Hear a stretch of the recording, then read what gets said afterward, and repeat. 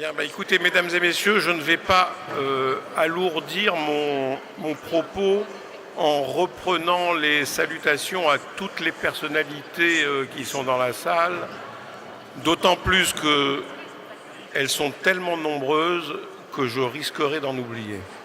Donc je me contenterai de remercier peut-être Madame Aubry, maire de Lille, de nous accueillir dans cet endroit magnifique et merveilleux. Merci Madame le maire.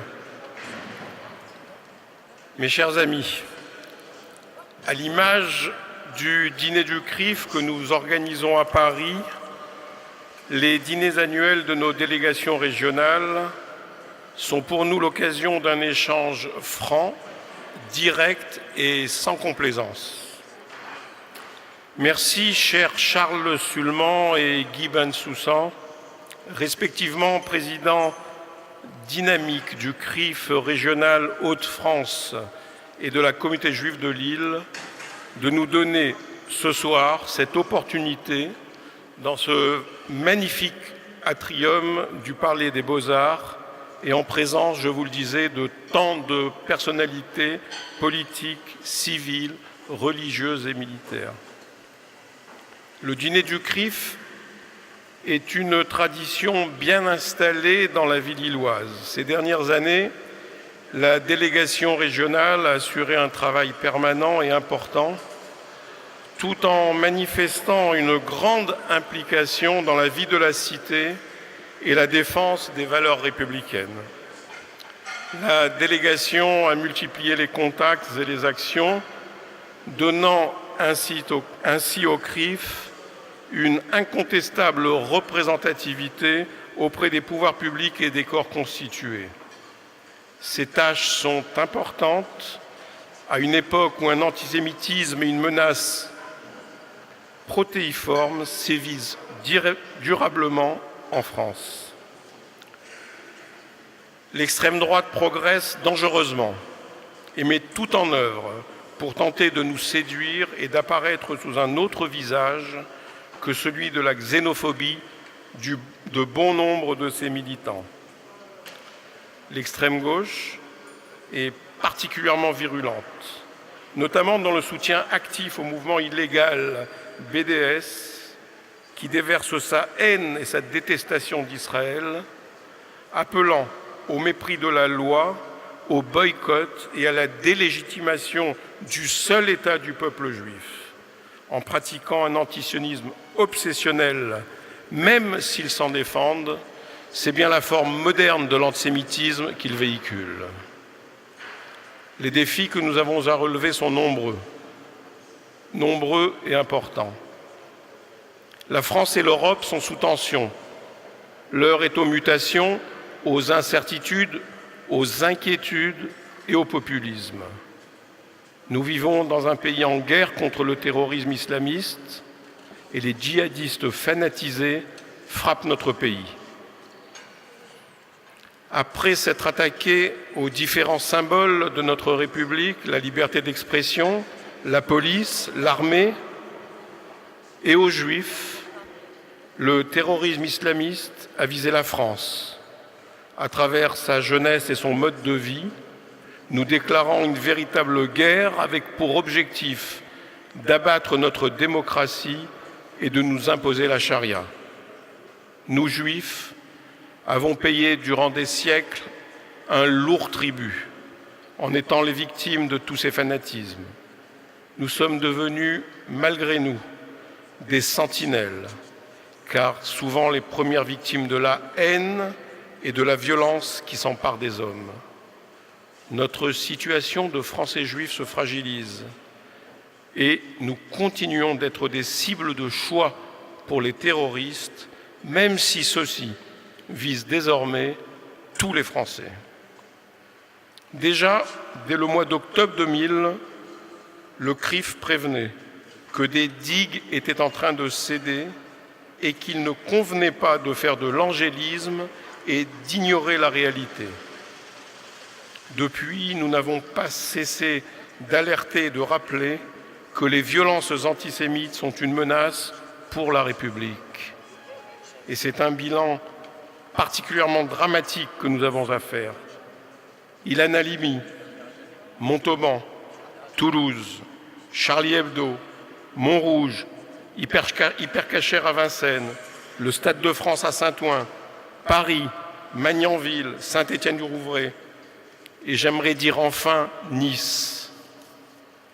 Nous sommes passés de la violence des mots à la violence physique et au meurtre.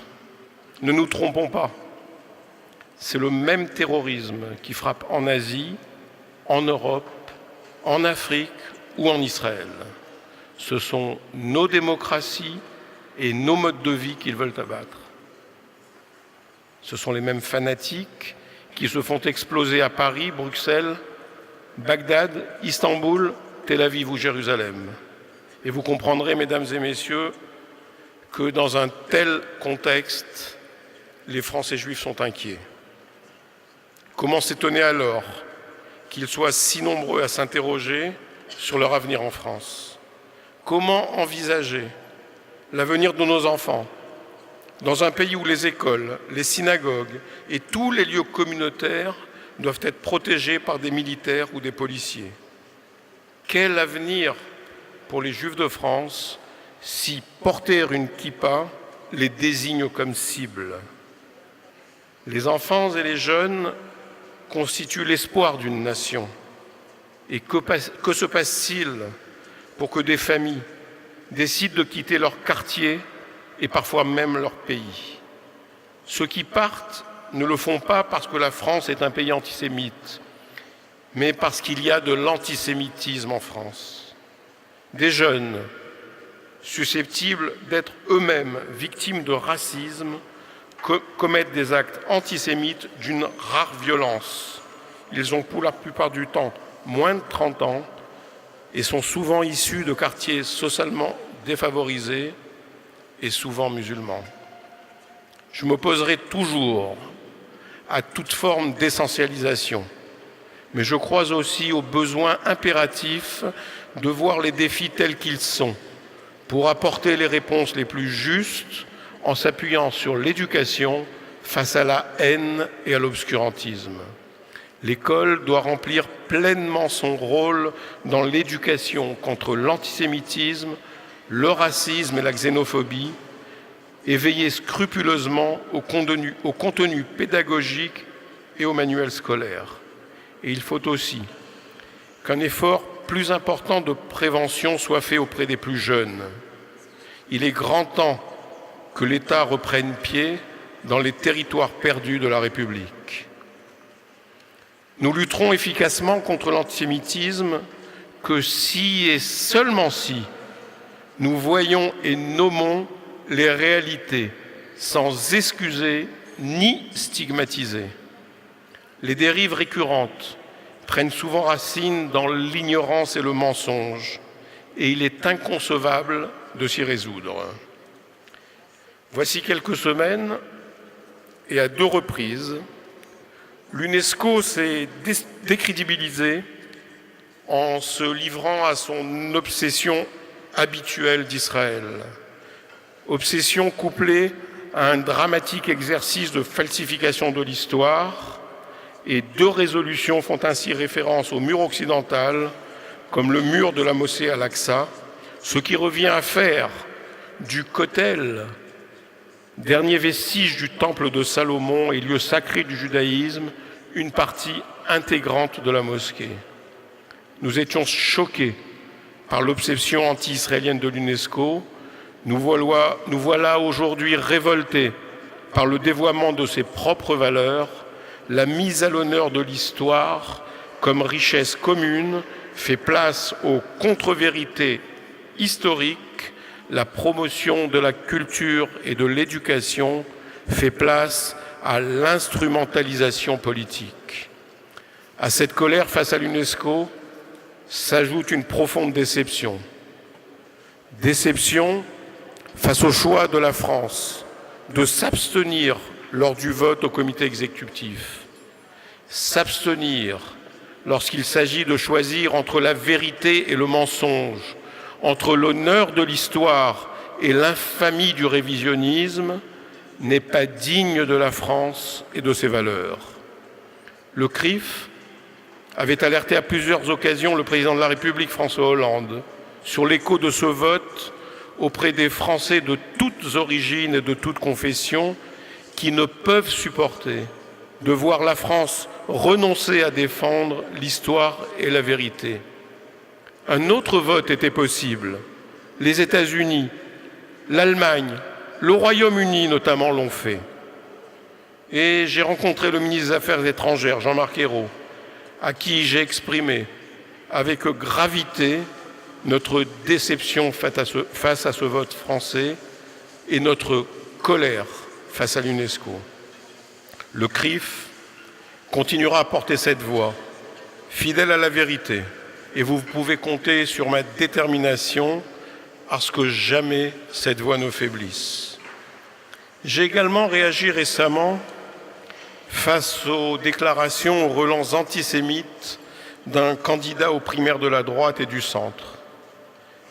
Parce qu'au-delà de leur caractère insidieusement antisémite, ces propos relèvent des thèses conspirationnistes dont on sait qu'elles sont le fonds de commerce des extrémistes les plus violents. Je vous le disais, mesdames et messieurs, les Juifs sont inquiets. Le CRIF aussi est inquiet. Charles Sulman l'a rappelé, alors que nous représentons à peine 1% de la population totale, nous avons été victimes de près de 50% des actes antisémites dans notre pays. L'absence de tout lien direct avec une quelconque aggravation du conflit israélo-palestinien, qui a été souvent le prétexte au passage à l'acte antisémite, doit conduire l'ensemble des composantes de la société française à une nouvelle réflexion et à rechercher de nouveaux moyens pour lutter contre cet antisémitisme qui gangrène notre pays et qui entame notre capacité à vivre ensemble. Et face à ces périls, la tolérance zéro doit être notre réponse et notre principe d'action. Tolérance zéro envers les actes antisémites, racistes, négationnistes et tout ce qui porte atteinte à la dignité et aux droits de l'homme. Tolérance zéro contre l'antisionisme, qui est une nouvelle forme insidieuse de l'antisémitisme. Tolérance zéro enfin face aux initiatives de boycott de l'État d'Israël qui prospèrent dans les rues de nos villes, dans nos universités et qui polluent notre vie culturelle et sportive. Nous ne voulons plus voir, Madame le maire, Madame le préfet, messieurs et mesdames les élus, ces quelques centaines de personnes insulter les communautés juives de Marseille, Lyon, Grenoble, Montpellier et Lille aussi, et de bien d'autres villes encore, lors de leur rassemblement dont nous demandons l'interdiction totale. Le boycott est illégal dans notre pays, la loi doit s'appliquer. Mais ne nous voulons plus voir sur les frontons de certaines de nos mairies le portrait de terroristes érigés en héros, alors qu'ils ont sur les mains le sang des victimes civiles des attentats qu'ils ont perpétrés et qu'ils ont été condamnés par des tribunaux civils d'un État démocratique. Nous ne voulons plus voir ces mêmes terroristes faits citoyens d'honneur de ces mêmes communes. Au CRIF, au-delà des combats que nous menons au quotidien, notre choix est de poursuivre résolument sur les projets d'avenir, de travailler en faveur du vivre et du faire ensemble avec tous les acteurs de la société française et d'œuvrer au retour de la fraternité dans notre pays. Et ensemble, avec vous tous, nous nous battrons pour que le dicton « heureux comme Dieu en France » puisse enfin retrouver tout son sens. Et ensemble, formons le vœu de la sérénité retrouvée pour notre pays. Formons le vœu de la sécurité rétablie pour les Français juifs. Formons le vœu que le vivre ensemble ne soit pas qu'un slogan, et formons le vœu enfin qu'Israël, pays si cher à notre cœur, puisse enfin connaître la paix dans la sécurité. Merci.